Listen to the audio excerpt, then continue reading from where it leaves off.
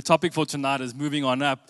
And really what I want to try and point at, if you'll allow me, is moving on from your past or your circumstances. And the reason why I chose that testimony specifically is because there has been no breakthrough for that lady yet. And for a lot of people in life, they're in a situation or their past happened, or they're in a circumstance that can't change, and it's not up to them to change. And what do you do in that place? How do you live in that place? Especially as a Christian, we have to have more than just letting that affect us and affect the viewpoint of life, and more importantly, the viewpoint of God. Now that's kind of the angle I want to go at tonight. And if you allow me, it might get a little serious at some points, and that's okay. But if you'll just look at your own life and consider your past, or consider maybe the circumstance that you're living in, and how that might have affected your viewpoint of life or your viewpoint of God, and maybe how it is not the way God would want you to live. So I did this 14-day devotional, and this, you do a devotional on the YouVersion app, and you expect a different scripture to come up after every day's reading. But the same scripture came up every day for 14 days. And I was kind of thinking, maybe God's trying to tell me something. Or it's just a cool devotional. Either way, I started thinking about the scripture and meditating on it. And in a way, it just kind of put everything in perspective. And this preach I'm going to do tonight is, I'm 28 years. It's kind of the last 28 years of my life, but also kind of summed up in the goodness of God, if that makes sense, if you'll allow me to get there at the end. So the scripture says in Psalm 90, verse 12, teach us to number our days that we might gain a heart of wisdom. Now I was thinking about that, and I was thinking, hey, God, are you talking about when I die? How far is that away, and how much time do I have between now and then, and how do I use that time to the best of my ability? Is that what you're kind of saying? And I thought about it for 2 or 3 days, and like I said, for 14 days the scripture came up. And then I just looked over my life, and I really felt to do an exercise where God said, why don't you look at from the day you were born to where you are now? Look at what happened across your life or over your life. Some of, maybe some, and we're going to look at that now, some serious things, maybe some sad things, maybe some traumatic things. And why don't you think about how those experiences has affected your life and your thinking? And more importantly, how have those experiences left you perceiving me, God? How have you viewed me based on what has happened in your life? And is that the way I would want you to live? I'm married, my beautiful wife is in the crowd, and we have a 3-year-old boy who's sleeping or was sleeping in the crowd. He's not gone somewhere else. But I was thinking about this, and I was thinking if my son, if I knew he was carrying a certain amount of pain or a weight, I would hope and pray that somehow I'd be able to alleviate that from his life. Somehow I'd be able to assist him to get free of that pain and not live in that position. Who would want to see your child live in a constant state of pain or hurt?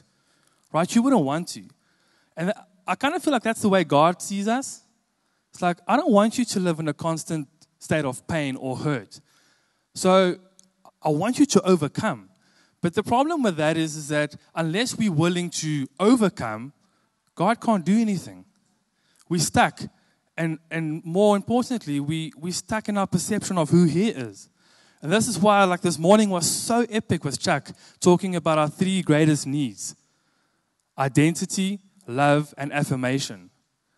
And how if we don't get those things from God, we're getting them somewhere from life. And that is the problem of why most people end up in positions that they don't want to end up in, because they have not found those things in God. There's another scripture in Psalm 39:4 that says, show me, Lord, my life's end and the number of my days. Let me know how fleeting my life is. Now, I'm not trying to tell you tonight that you're going to die, although that's true at some point in your life, as gently as possible. But that's not what I'm after tonight. But maybe it's good for you to just realize that and also just have that in your mind. Let me ask you this question. What is it that you are currently enjoying or a part of in life that you think is going to last forever?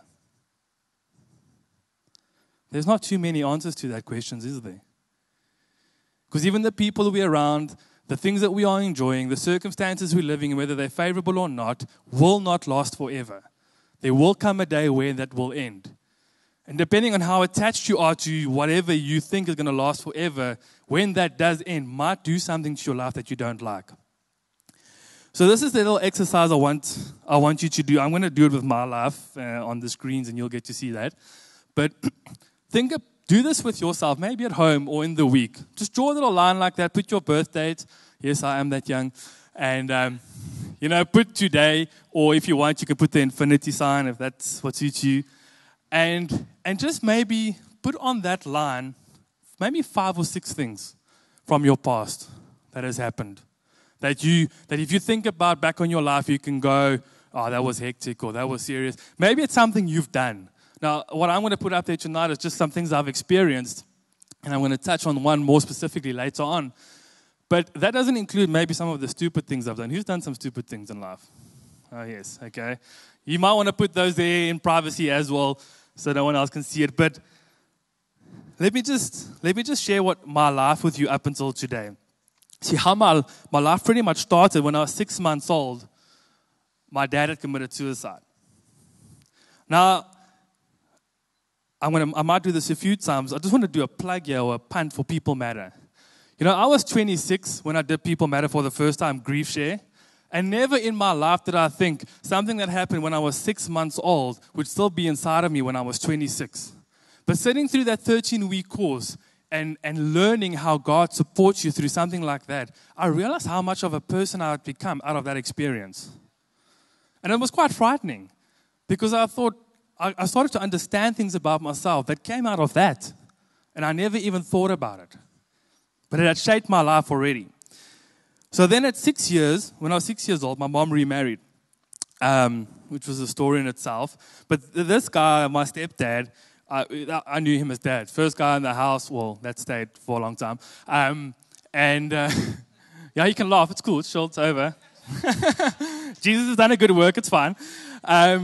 So I called him dad, and it was like cool. And the reason why there's a sailing feature there because we used to sail on the weekends, and that was kind of like a little family hobby we used to do.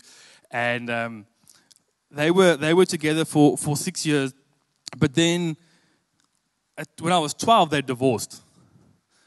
And I remember lying on my mom's bed the one night, like when you cry, but it comes from like deep within you. And I was just lying on a bed, like in a fetal position. I was just crying. And I was just saying to it was just so nice to have a dad. I can't imagine what that did to my poor mother, if having your child say that to you. But I was just, that was just my experience. And so at 14, to my excitement, they got back together again. And I thought, this is cool. But as I'll tell you later, my stepdad tragically died at the age of 14. Then, at the age of 15, I moved out of home. I had a friend that I met in grade 5, or standard 3 if you're old enough for that.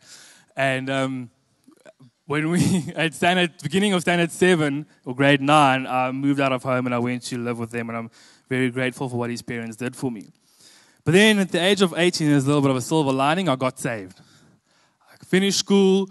I was kind of just working a job. I watched a Christian movie. I went to a church. The guest speaker from the movie came to the church. He just said something, and I was like, this is what I've been missing my whole life. I don't know exactly what you're talking about, but everything you're saying is like pulling strings in my heart. And I don't know what it is exactly you're offering, but I'm going up for it. I sat in the back of the small little church, and when he did the altar call, not that I knew what that was at this stage, but I just got up and came to the front. Because it's like, whatever you're offering, I'm taking tonight. So I went, and my life definitely did change from then. And then I worked that job for 2 years. And then in 2009, when I was 20, I came to Bible college. And I was here for 3 months. At the age of 21, my mom passed away. So I was looking at this with this scripture. Teach me to number my days that I might gain a heart of wisdom.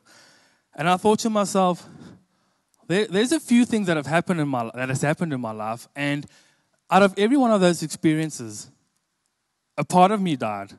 And I lost something. Or I learned a mindset or a way of thinking based on what happened, and I kept it to keep me safe. So I won't extend myself in that way again. I might not trust in that way again. I might not ever get into a relationship in that way again. I might not put security in something like that again. Whatever it is, a few of those things put things within me that just like wall after boundary, after protection, after like all of this stuff. So, but now the problem is I got saved and now I'm in a relationship with God. And like I said to you, if you know your child is living in a state of pain, would you want them to stay like that? No. Hopefully you'd work towards getting them to get free of that pain and free of that hurt and to live in freedom.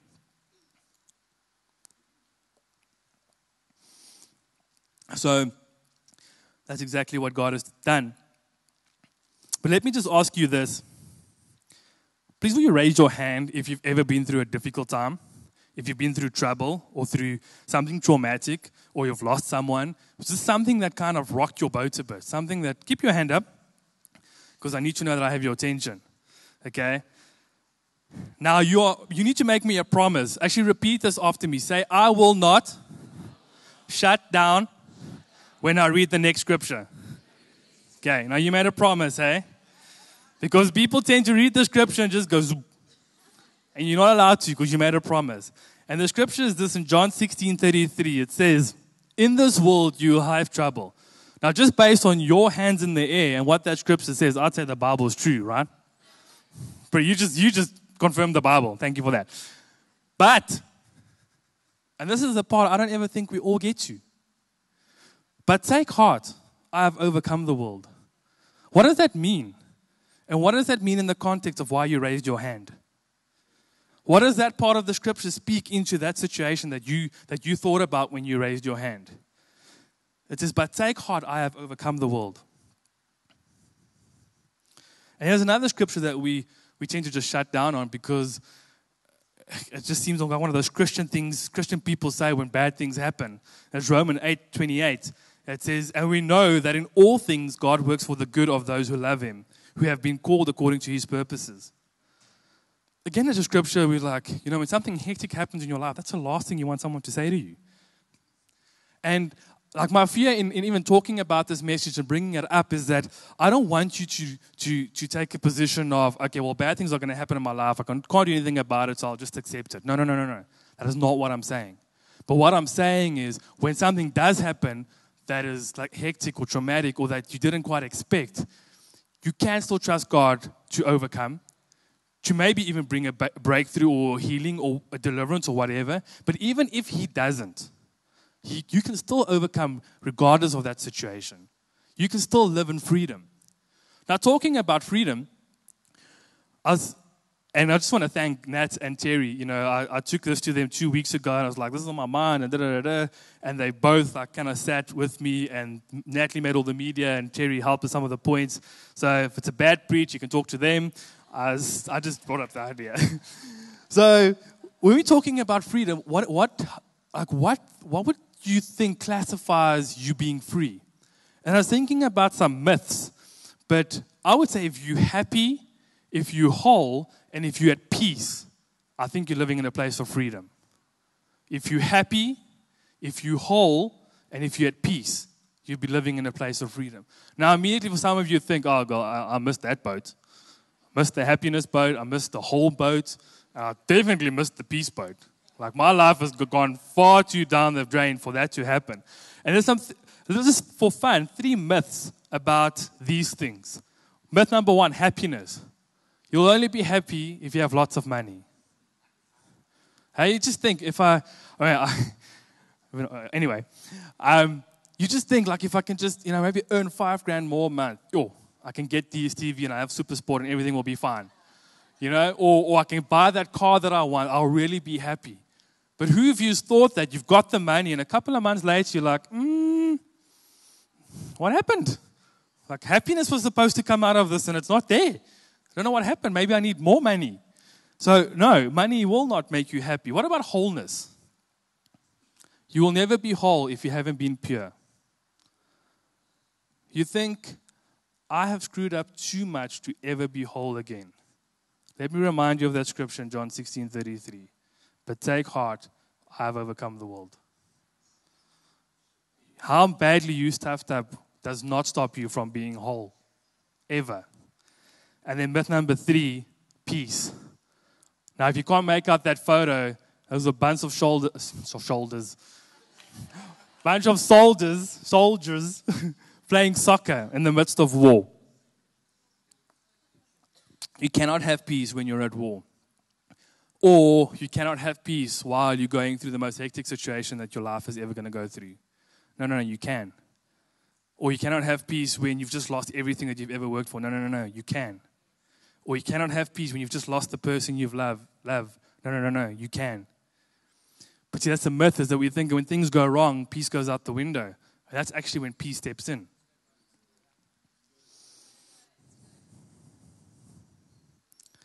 We show that first personal pic.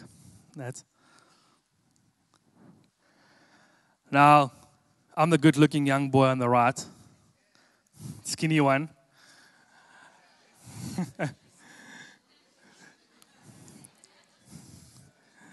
I think my mom would turn in her grave if she knew I showed that in church. But it's just a joke, you can laugh. So this picture was taken in 2002, and I'm about to tell you a story of why that is probably the last picture that my family was ever together in one photo. Probably the last. And funny enough, I only found this picture last week Saturday when my stepdad, he's the first gentleman on the left, so it's my mom on the left and my stepdad, then his brother's wife, his brother, then that's my sister, my brother, me in the front, and the 2 small kids in the front is my stepdad's brother's kids. Okay, so that's probably the last picture that we were all together as a family. And last Saturday, I got a Facebook invite from my stepdad's brother. And then he tagged me in this photo. And I already knew that I was going to do this preach. And I thought, how cool is that? I actually can show you what we looked like. So I was 14 at that stage, 13, 14 about. And thanks, Dad. You can take that down. Just put the title back up. So I want to tell you a story now of how breaking free from your past or dealing with your past will allow you to step into a newness in God, a greater freedom in God. Because see, something happened when I was 14, and little did I realize how much of life was being robbed from me because of how I held that experience. Okay, so you saw that picture, we used to sail. So what happened is my mom remarried at 6 to my stepdad. They divorced when they were 12. Then at 14, he comes back. And I say to my brother, I can see things are gonna go haywire again, yeah, because he can follow the pattern. But when that happens again, I'm going to stay with him. I don't know what mom's going to do. She might move out or whatever, but I'm going to stay with him because I feel like she's a common denominator in all these things. So I'm going to pick another side and see what happens. So true as Bob, they get back together somewhere in the year, and a couple of months later they break up again, or they re-divorce. And I stay with him. My mom moves out. So it was about 2 months, and we go on holiday to my stepdad's parents. Now I only have met them once before. It's like 9 hours down the coast, and so we out on the lagoon. And we're sailing, similar to what those guys are doing there. Not as exciting, but that was a cool picture to show. And I don't know, is anyone familiar with two-man sailing, like a catamaran sailing? You know a little bit about that, anyone? A little bit, okay. So there's a thing that's called a trapeze. Okay, so now when the wind is hectic and the boat picks up like that, you hook a cable on yourself here. You wear this little nappy thing. You hook a cable, and then you stand on the outside of the boat and you hang. And the idea is to get your weight to pull the boat down, and then you get maximum speed. So we're out on the lagoon, and we're sailing, and the wind is pumping, and the waves are like crashing, and I'm out on this thing, and we're like flying. And the next minute, my stepdad just shouts my name, Lionel, and I turn to him, and he's out cold. So what happens is when you don't release the main sail, the boat eventually capsizes. So which happens shortly thereafter, the boat capsizes. I fly over because I'm hooked on this cable, so it kind of chucks you, but it's quite fun. But anyway, fly over, land in the water, and I swim over to him, and he's out, and his head is kind of like dangling in the water. So 14-year-old boy, I swim over to him, I hold his head up, and I just scream, help, help. Now, and there's a speedboat on the water, and they come over, and they help us up, and it's like just a blur. And next minute, he's in the hospital, And he was like asking me what happened. I was like, I don't know. You passed out. I was in the water. Here we are. I don't know. And a few days later, he passed away, the 31st of December, 2002. So what had happened in that moment is an aneurysm that he had gotten, which, anyway, had popped. And he was unconscious, and the whole thing followed. They operated, wasn't successful, and he passed away. Now, I'm out there by myself with his family, and now this is all happening, you know. Fast forward to 2 years ago, or last year, we at Young Adult Leaders Camp.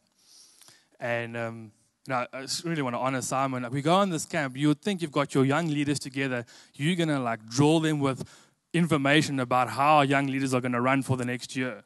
And all Simon does, bring a laptop, bring a speaker, and we're going to worship God. And we're going to let God work in our hearts and see what he wants for us for the year ahead.